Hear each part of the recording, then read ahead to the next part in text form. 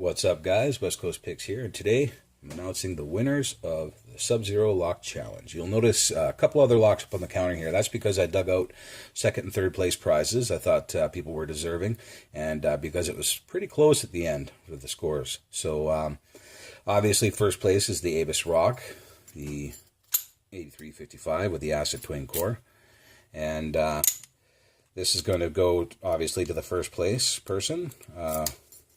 And the second place is going to be the Interactive Plus cylinder or the Medico kick cylinder. So you get your choice. Second place person gets their choice. They both work good. This is a Medico, of course, so it's got the sidebar and got a little bit of a knock there, but they all do because of the sidebar. So that is a Medico kick cylinder or a Interactive Plus multi-lock cylinder. Both of them are keyed up and working, ready to go. So second place gets their choice of one of those two. And third place will take whatever's left. So one of those two kick cylinders.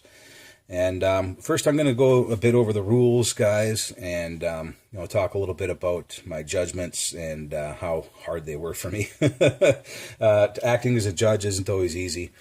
But we'll go a little bit over the rules. I'm just going to take a sip of my coffee here. Sorry, guys. Going cold.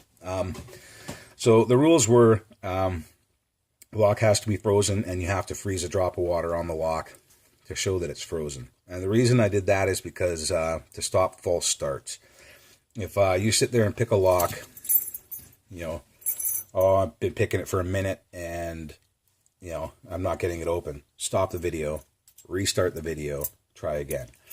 Those are false starts. Those can happen really quick. And if you just do, 10 or 20 in a row, you'll get a good open. You'll get a fast open in no time. I mean, you could probably get a 30-second open in no time, which is why you had to freeze a drop of water on it, because that causes you to stop. Okay, I'm not getting a good time. Stop, put the lock back in the freezer because I can't freeze a drop of water on it anymore. I've been handling it and it's too warm. So no false starts there. And, another 20, 30 minutes, 45 minutes before you can actually make another attempt. So that's to stop the false starts and getting a false sense of a good time. If you just sit there and try, of course you're gonna get a good time. So that was the reason for the frozen drop of water. Also had to see the key work in the lock. And, sorry if anybody didn't meet any of these requirements, but these are rules for a reason. You have to see the lock work before you start picking it, because it's pretty easy to put a false set on a lock and then set it on the counter and pick it the rest of the way after you start recording. I'm not saying anybody would do that, but the reason the rules are in place is because things like that can happen, and it has to be fair for everybody. So you have to see the lock working before you start picking. And everything else was designed just to make it harder. So, the paracentric keyway, a good bidding, talking during your picking, those things were designed to make the actual picking harder. And you scored points for those. Not putting it in a vise. Nobody actually put their lock in a vise, which is good because they would have lost points. But losing points for 5-pin and stuff like that. It's all designed to make the job harder and to make it so the harder pick actually won. So that being said, I've got the top 3 winners here, and we're going to start with third place. And there was a tie for first place, so obviously I have to make a judgment call there, but it's fairly easy because one of them was a 5-pin lock and the other one was a 6-pin lock. But we're going to go over it. Let's go first. We'll talk about third place, which will get the choice, or actually we'll get whatever's left over. Whoever doesn't, the second place doesn't choose. So third place is Leon's Lock Pad. Leon's Lock Pad didn't have a paracentric keyway. He did have a good bidding, and he did talk during his pick. He had 10 security pins, and he had a 5-pin lock, so he lost 2 points there, and it took him 30 seconds, 1 30-second block, so that means not over 45 seconds.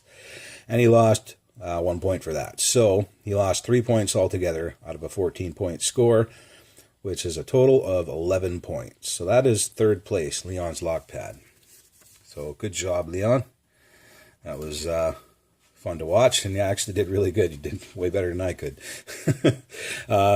Second place was a tie for first place, but because of the judgment I had to make, he takes second place, is T&J's Lockpicking Nord. He did have a paracentric keyway. He did have good bidding. He did talk during his pick, and he had 10 security pins, but 10 of those security pins, like 4 or 5 of those security pins were key pin T-pins, which, they are security pins technically, so I gave him points for it.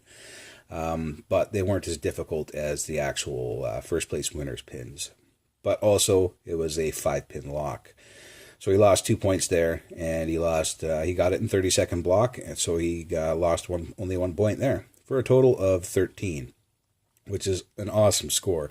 Like I said, tied for first, but because of the 5-pin lock and the state of the security pins, he takes second place.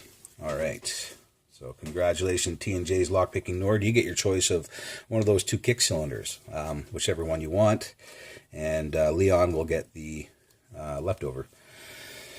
So, first place winner, guys, and was a tie, but I believe was a harder pick, and which is why he won. So, first place winner is